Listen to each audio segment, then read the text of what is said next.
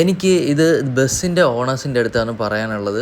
എനിക്ക് ബസ് ഡ്രൈവേഴ്സോ അല്ലെങ്കിൽ ബസ് കണ്ടക്ടേഴ്സോ ഇവരൊന്നും ഇതിനകത്ത് ഒരു കാര്യത്തിലും പെട്ടെന്നൊരു ഡിസിഷൻ മേക്കിംഗ് എന്ന് പറഞ്ഞ സംഭവം ഇല്ലാത്തവരായിരിക്കും.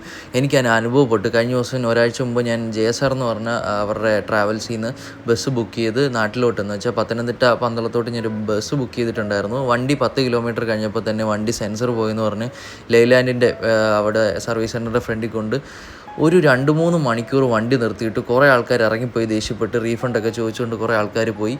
അവരുടെ സൈഡിൽ നിന്ന് 3 മണിക്കൂറായിട്ട് വണ്ടി സർവീസ് സെൻറ്ററിൽ നിന്ന് മീൻസ് അതിൻ്റെ ഫ്രണ്ടിൽ കൊണ്ടിട്ട് പണിയെടുത്തുകൊണ്ടേ ഇരിക്കുകയാണ്.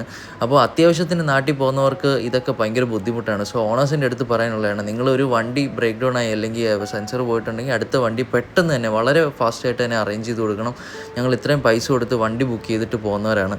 സോ ഞങ്ങൾക്ക് തന്നെ അത് ഭയങ്കര ബുദ്ധിമുട്ടായിട്ട് വരും. ഞങ്ങൾ അവിടെ കിടന്ന് അടിയും പിടിയും ബഹളം ഉണ്ടാക്കിയിട്ടാണ് അടുത്ത വണ്ടി അവർ കൊണ്ടുവന്നിട്ട് 12 മണിക്ക് ശേഷമാണ് അടുത്ത വണ്ടി കൊണ്ടുവന്ന് നാട്ടിലെത്തിയപ്പോഴത്തേന് വൈകുന്നേരം 2 മണി 1 മണി 3 മണി ആവാറായിട്ടുണ്ട്.